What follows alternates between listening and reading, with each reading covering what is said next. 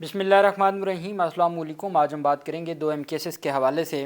पाकिस्तान तहरीक इंसाफ के सरबराह इमरान खान के ख़िलाफ़ एक कानून साज़ी की गई थी नैब तरमीम में 2023 में। ये बिल लाया गया था पार्लियामेंट में। उससे मुतल्लिक़ तफ़सीलात मैं आपके साथ शेयर करूँगा और साथ में आपको बताऊँगा कि पाकिस्तान तहरीक इंसाफ आज इस्लामाबाद हाई कोर्ट में मौजूद थी। रात गए पाकिस्तान तहरीक इंसाफ के जो वज़ीर आला हैं उनकी गिरफ़्तारी के लिए पुलिस पहुंची थी खैबर पख्तूनख्वा हाउस। वहाँ क्या हुआ उसकी तफसील भी मैं आपके साथ शेयर करूँगा और साथ में आपको बताऊँगा कि पाकिस्तान तहरीक इंसाफ के जो अपोजिशन लीडर हैं महमूद अचकज़ई, उनको असम्बली में बड़ी हमायत मिल गई, उसके ऊपर भी हम बात करेंगे।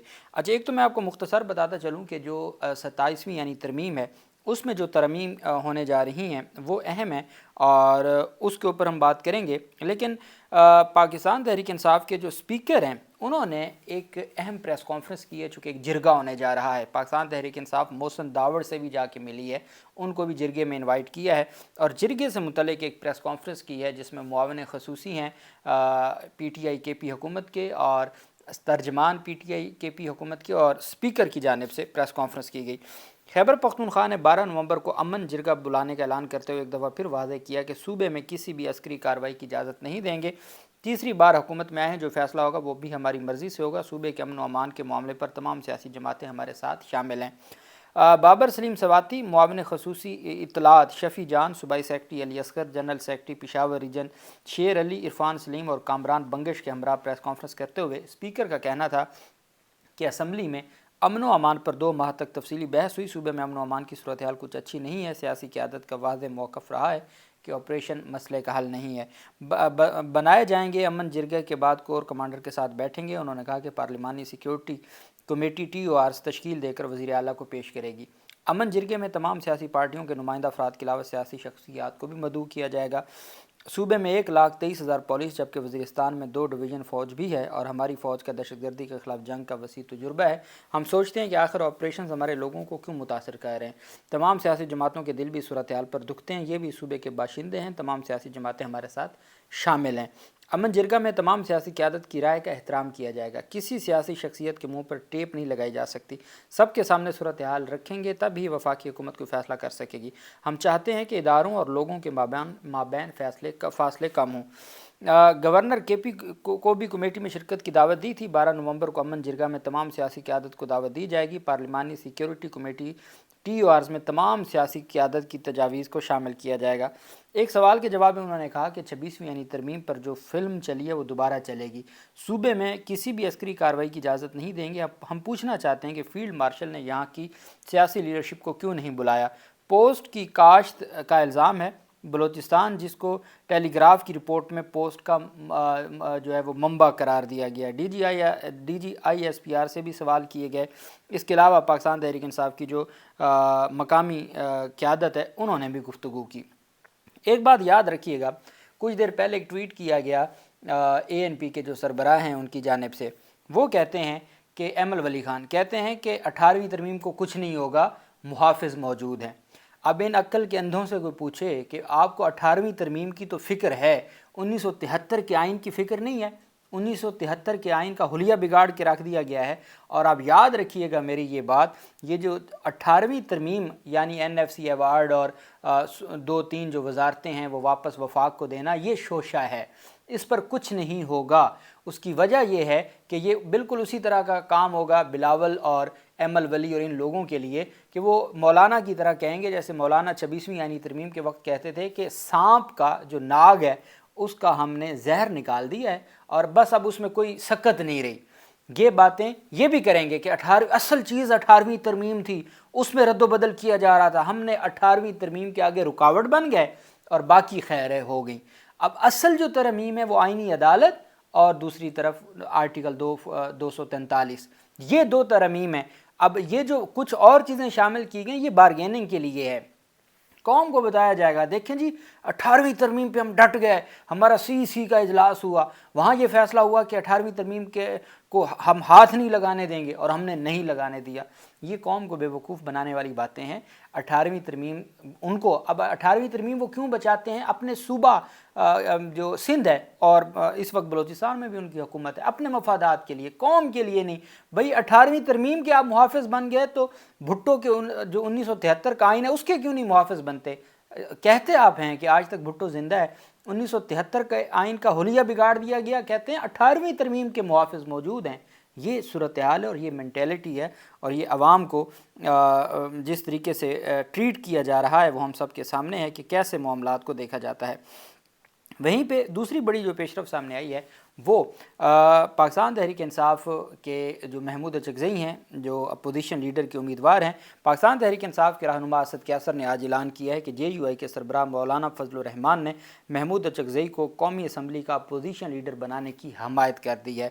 انہوں نے کہا کہ ہماری ملاقات ہوئی تھی اور ہماری 27ویں یعنی ترمیم سے متعلق بھی گفتگو ہوئی، لیکن ہم سب سے اہم یہ ہے کہ ہم مولانا فضل الرحمان کے شکر گزار ہیں۔ انہوں نے قومی اسمبلی میں محمود خان اچکزئی کو اپوزیشن لیڈر منتخب کرنے کی حمایت کی ہے۔ اب محمود خان کی تقرری کا نوٹیفیکیشن جلد جاری ہونا چاہیے۔ انہوں نے کہا کہ 27ویں یعنی ترمیم سے متعلق دیکھیں گے، اپوزیشن ایوان میں اکٹھی ہوگی، جو حکمت عملی ہوگی وہ متفقہ ہوگی۔ اسد کیسر نے کہا کہ مولانا فضل الرحمان نے کھانے پر بلایا تھا اور ہم نے ان کے ساتھ بات چیت بھی کی ہے، ڈسکشن بھی کی ہے، اور ہم ہر صورت جو اپنا حق ہے وہ ادا کریں گے۔ اب پاکستان تحریک انصاف کے جو وزیر اعلیٰ ہیں خیبر پختونخوا کے، چونکہ آج وہ موجود تھے، پاکستان تحریک انصاف کے وزیر اعلیٰ اسلام آباد میں، اور اس کے اوپر بھی آتے ہیں اسلام آباد ہائی کورٹ میں جو ان کی جانب سے آج احتجاج بھی کیا گیا۔ چیف جسٹس آف اسلام آباد ہائی کورٹ سے ملاقات کی کوششیں بھی کی گئیں، لیکن وہ کوششیں نہ رنگ لا سکیں اور چیف جسٹس صاحب سے ملاقات نہ ہوئی، اور وہ اپنی توہین عدالت کا فیصلہ لینے گئے تھے کہ تحریری حکم نامہ تو ہمیں دے دیں، وہ تحریری حکم نامہ بھی ان کو نہ دیا گیا۔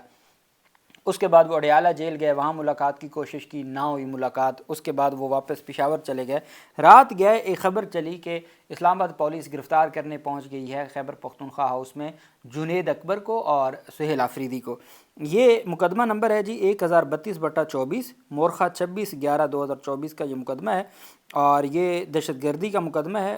دہشت گردی عدالت نمبر 1 اسلام آباد کا یہ مقدمہ ہے، اور جج اسپیشل کورٹ برائے دہشت گردی نے یہ جاری کیا ہے، جس میں یہ کہا گیا جی کہ یہ جو ملزمان ہیں ان کو گرفتار کرنے کے لیے عدالت نے حکم دیا۔ سہیل آفریدی اور ان کا سوات کا ایڈریس لکھا ہوا ہے، اور ان کے وارنٹ گرفتاری جاری کر دیے ہیں، اور ان کی گرفتاری کا حکم نامہ ہے۔ یہ کے پی جو حکومت ہے ان کی جانب سے پھر ایک سٹیٹمنٹ دی گئی ہے کہ جی وہ وارنٹ گرفتاری کی تعمیل کے لیے خیبر پختونخوا ہاؤس آئے تھے اور وہ چلے گئے۔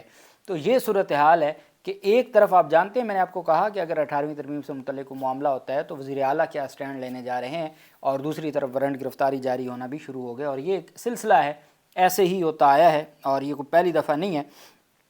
تو جو وزیر اعلیٰ ہیں خیبر پختونخوا کے، وہ آج بڑا ٹائم اسلام آباد میں گزارا۔ پاکستان تحریک انصاف کے رہنماؤں اور کارکنان کی بڑی تعداد اسلام آباد ہائی کورٹ کے باہر احتجاج کیا۔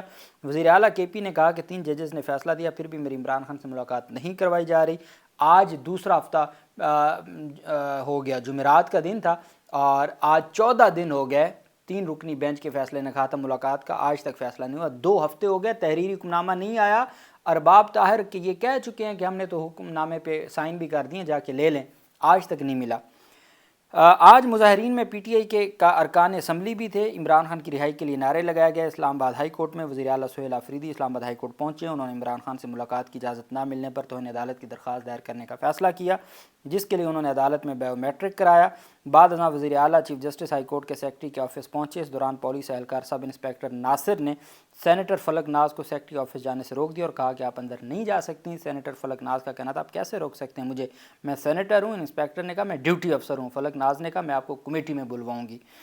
میڈیا سے گفتگو میں وزیر اعلیٰ کے پی سہیل آفریدی نے کہا کہ تمام پارلیمنٹیرینز بیٹھے ہیں، کیسز نہیں لگائے جا رہے، ہم چاہ رہے ہیں کہ وہ وجوہات سامنے ہیں، سوال یہ ہے کہ انصاف کیوں نہیں ہو رہا، ہم احتجاج کریں گے۔ 3 ججز نے فیصلہ دیا ملاقات ہونی چاہیے، مگر عمران خان سے ملاقات نہیں ہونے دی جا رہی۔ ان کا کہنا تھا 27ویں یعنی ترمیم کا ڈرافٹ کسی نے نہیں دیکھا، معلوم نہیں حکومت نے خود بھی 27ویں آئینی ترمیم کا ڈرافٹ دیکھا ہے یا نہیں دیکھا۔ سہیل آفریدی نے کہا کہ اسلام آباد ہائی کورٹ آئے تھے، آج کے چیف جسٹس سے ملیں اور کیسز فکس کروانے کے حوالے سے بات کی، ہمارے کیسز فکس نہیں ہو رہے، آئین مجھے پرامن احتجاج کی اجازت دیتا ہے، عدالتی فیصلے کے باوجود میری عمران خان سے ملاقات نہیں کروائی گئی، عدالتیں بتا سکتی ہیں کہ ان پر کس قسم کا پریشر ہے۔ وزیر اعلیٰ کے پی نے کہا ہماری کوشش ہے کہ خیبر پختونخوا میں وہ کام کریں جو آج سے پہلے نہ ہوئے۔